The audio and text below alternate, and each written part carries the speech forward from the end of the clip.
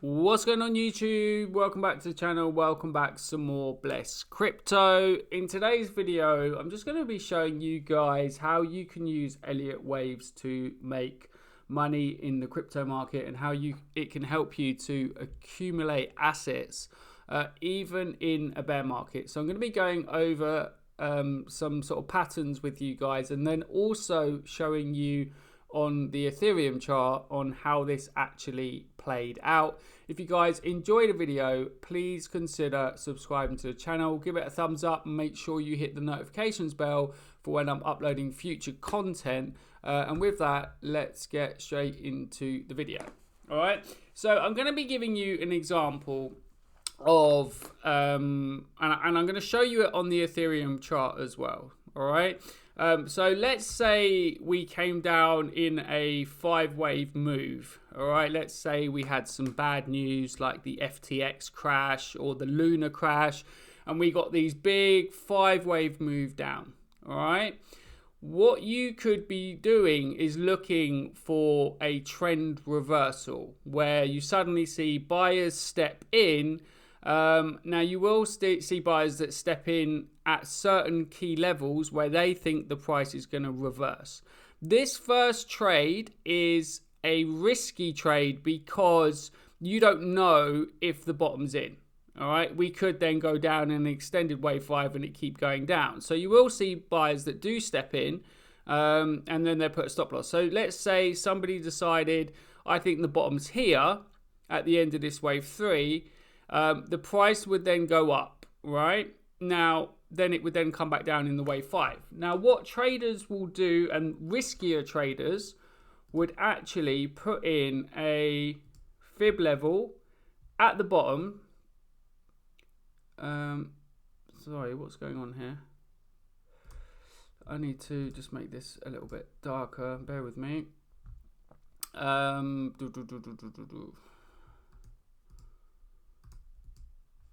about that. Okay, so they would then put in their fib level here like this, and then they would wait for a retracement. All right, so they would buy in here when they start to see that there's a localized bottom, and then they would then ride this wave up. All right, some people will take profits and keep taking profits, and then it will be a decision point in the market where it will either find a bottom or it won't.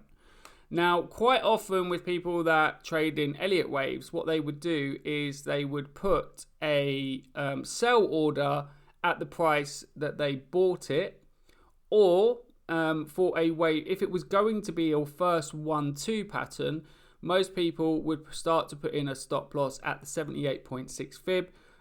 Most wave 2s, they stop at the 618 fib. So in this move up here, they then got stopped out because it came down further and there was another wave down. All right, so in this, they would have got stopped out. People that don't put a stop loss would have then been really annoyed that the price continued to go down. Now, obviously, this wave 5 could be extended wave 5 and it just keeps on going down. So this is why it's really important to put a stop loss. So in this trade here, the trader would have lost out because there was another wave down. All right, so then what we would do is they would then wait for another localized bottom where they feel like, okay, the price now has found a bottom. I'm going to put in another buy order here. And I'm going to try again and see if the bottom is in for this particular asset, whatever it is that you're trading in. And then they would ride it up and it would be a wave 1. Then it would come down in a wave 2. Okay.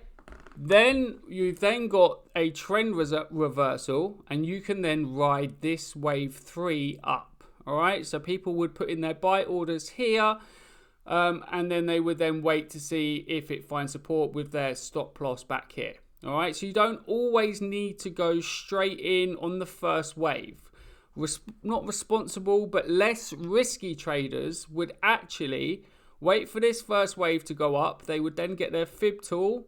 They would measure from the bottom of wave 1 to the top of wave 1, and then they would wait for a wave 2.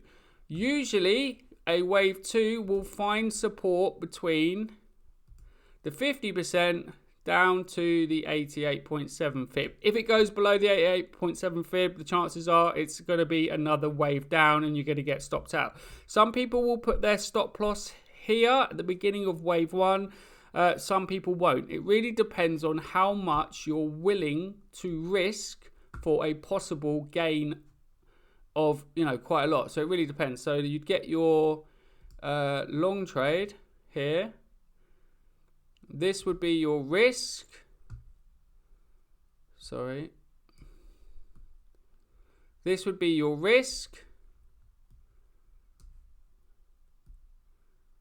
And then you could do it. If you wanted to be a little bit more risky, you could then put your stop loss at the price that you bought it, hoping that we're going to get this first 1, 2, and then the wave 3. All right. For the less risky traders, they would put buy orders in here, and then they would put their stop loss at the 88.7 fib, or, in crypto, we do get quite a lot of double bottoms, but they never usually work out in the end. But then you would then have your risk here, and your gain would be here. All right. And then you can get a target for this wave 3 if it finds support in this area to move up in a wave 3. And the way that you would get the target, I'm just going to get rid of this now, is you would get the fib level to tell you where the wave 3 is. All right. So you would go like this, wave 1, wave 2, and then the wave 3 would be the 1.618. Usually if wave 3 goes to the 1.618 as a minimum, sometimes it can only go to the wave 1, the 1-to-1 ratio. All right. So that would be a target to either take profits. Now, the reason why a lot of people take profits at wave 3 is because of this. And I'm going to show you now. All right. And then they wait to see how it retraces before they get back in for a wave 5. Some people only actually ever trade wave 3s because they're the most profitable wave.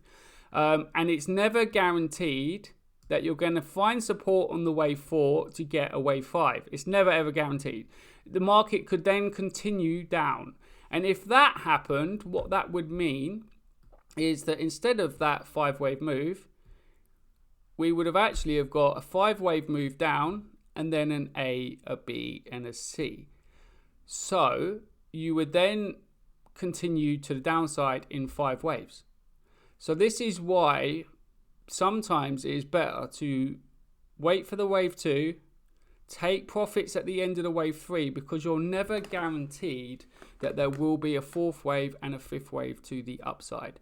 All right, so that is why so many people, they take profits of wave 3 and they do not wait for a wave 5 or stay in. Some people do, they stay in the wave 3 and then they put a stop loss for where the wave 4 would go. So to give you like an idea of what that means, so let's say we had the wave 3 go up, then the wave 4 would need to find support. Okay, so the way you would measure that support would be by the retracement tool, and you would measure the length of the wave 3, and then the retracement for a wave 4 should be the 50%. If it goes below the 50% and comes into contact with wave 1, then that move is invalidated. The problem is, if this move doesn't play out and it does turn into this ABC here, and it does crash down and you get stopped out, instead of making all of this profit in the wave 3, you would only actually be making this profit here to the 50%, because you would have had your stop here. So instead of making all of that profit, you'd probably make 50% of that. So that's why trading wave 3s is a lot better than just trying to stay in positions, because they do get invalidated all of the time. And it turns into an ABC, and then you end up trying to be a little bit too greedy to catch more money for the wave 5, and then it turns into an ABC and another 5 waves down, and then you lose all of your unrealized profit. All right, now I'm going to show you guys quickly on the Ethereum chart how this actually played out on the daily. All right, so you can look at Ethereum as coming down in this 5-wave move, and then we found support. All right, What people would have done here in this first 1, 2 is drawn the fibs up to the wave 1, which I think was an A, a B, a C, but that's irrelevant at the moment. And then they would have started to put buy orders in here, and they would have rode this first wave up, right? Then what happened is we had another 1, 2, and people would have put in buy orders here, and then they would have rid up this wave 3. Now, in this instance, it did turn into a 5-wave move to the upside. At the moment, it is kind of debatable on whether this is a 5-wave move or an ABC. Like if we're looking at Ethereum on the daily chart, because it could all just be an A, a B, and then we went up in a C, and now we're coming down in 5 waves again, which you can clearly see is what's going on at the moment. But this would probably be a ending diagonal or something like that. But do you understand what I'm trying to say? So people that put in their buy orders for this first 1, 2, and then this 1, 2 would have actually have made in this wave here going up, in this third wave, would have made 62% profit on the daily. Now, quite a lot of people took profits here. It came back down, and we did end up getting a further wave to the upside. But the least riskiest way to do it would have been to have taken profit there in case this then did continue to break down. Or you could have put stop loss there, like I said, but then you would lose 50% if it did continue to the downside.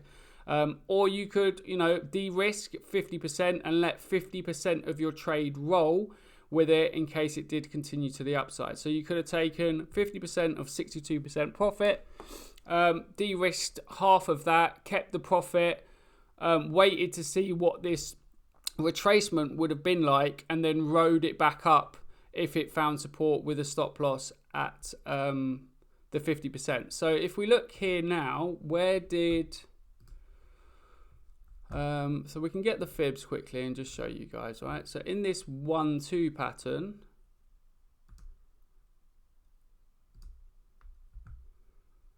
we can measure the 1.618 fib would have been here. If we measure it from down here, the 1.618 fib would have been here, which would have been the wave 3 high, and then we came down in a wave 4.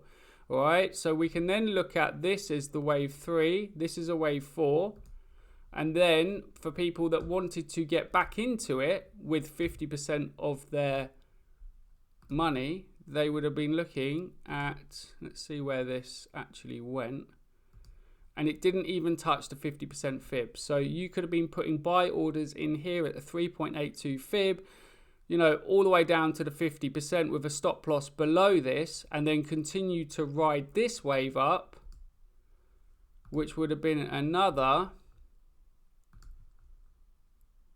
50% gains.